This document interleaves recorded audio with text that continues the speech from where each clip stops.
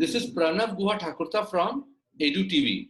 Today we are with Miss Jairat, the famous Miss Seema Jairat. She is the principal of DLF Public School, Sahibabad, Ghaziabad, India. Ma'am has got a wonderful experience as a school leader, and she's a known school leader in the country. Ma'am, a new leadership have come up, like the digital leadership. Ma'am, how important it is? What are the challenges? How useful it is? Can we have your advice on the same? All right. So when you say digital leadership, I think we are referring to managing Right. our school using digital means, right? Because we were all locked down, and you're referring to that. Yeah. And I think so, a principal can give up anything, or a leader, for that matter, can give up anything except final responsibility. Now, when the lockdown happened on the 20th of March, the first person who had to gear up and be there with solutions, with a vision, had to be the principal. So, because there was no other way of doing it, you had to do it through the digital medium. So that was the only way. So it was the most important way because it was the only way. And I think teachers and principals across the country rose to that challenge. Uh, and although everything was locked down, learning did not get locked down. So the principal's role at that time became that, all right, we are in uncertain times, but you had to create as much certainty as you could. You had to ensure that the teachers and the children's emotional safety, as well as that the continuity of learning had to be maintained. And the only route was the digital route. So I think if you want me to talk about an example, I think, so what happened in our case was we hit the ground running because the year before, 2019, there had been air pollution issues. So 1 month schools were closed for air pollution. There was too much rain. So for almost 15 days, schools were waterlogged. At least mine was. A lot of schools were in my area. We had to not work for 15 days. There were covered holidays. There was excessive heat, excessive cold. Schools were closed. So in the month of January, in fact, in December 19, we had decided that come March, we are going to have two timetables, one virtual timetable and one real timetable, so that if there are unforeseen holidays, you can't keep on working on Saturdays and Sundays. So instead of doing that, we would have virtual classes on those days so that we did not get disturbed. So we had invited Microsoft Teams to come over and train every teacher, including the physical education teachers, the yoga teachers. So in the month of February, my entire team, they finished training on 3rd of March.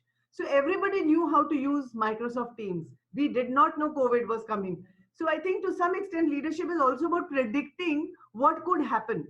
So just preparing for that gave us an advantage.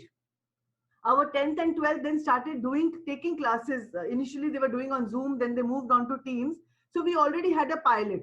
So on the 20th, when the lockdown happened, 21st, so the leadership, we are about, a principal has to, in the digital times, not just be an administrator, not just be a manager, even not just being a leader, but has to be a reflective practitioner. You need to look back, you need to keep checking, and Right. also be the chief learning officer of the school.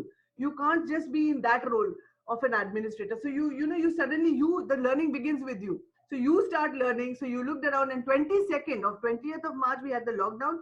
I think 22nd, I had my first meeting where I had to tell them that this is the vision. We have to set our direction, we have to create our goals, we have to create our action pathways, and we have to create timelines. And our school was scheduled to open on the 3rd of April. So we learned from the pilot that the 10th and 12th classes that had started earlier. So we learned from their pilot that what was working, what was not working.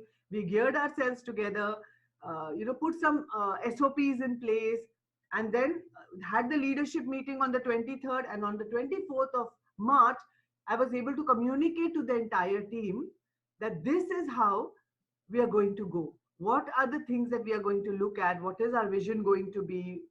And so we needed, the leader needs to have this, I call it bhag. big, hairy, audacious goals which everybody can connect to. So these goals bind the whole team together like a glue. And that is how we started working. We had to worry about everybody's abilities. So now we started training, we started taking mock classes, and I think all schools did that. It wasn't just our school. And the story goes on. If you want me to continue, I have a long journey ahead that I could Ma'am, you share will with keep you. on disturbing in between. Ma'am, can I Oh, have that full of the acronym again, Bhag? Bhag is big, hairy, audacious goals. Good. When you have big, hairy, audacious goals, they are goals which everybody can connect to. So they become the glue that binds everybody together. So those, with that in mind, we began our journey. We started having mock classes, and the classes went on till late in the night because I was sitting in, if they were led by the coordinators, but I was sitting in every class and within the small chunks of the team.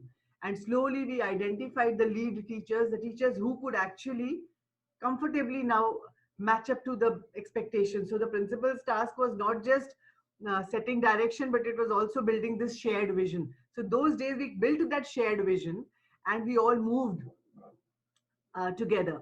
And we identified that there were some people, we realized after a week that some people who were not yet ready, but they would be ready now that they had some hesitancy. So we created some lead teachers and some support teachers and clubbed a couple of classes together, and we were able to start school on the 3rd of April. Had to put a lot of SOPs in place, had to put so, and then the first 2 or 3 days, there were some teething problems, but by the third day, I started getting appreciation letters from parents that, ma'am, I work in a corporate, we took so long to train, you have, your teachers, you all are doing a marvelous job.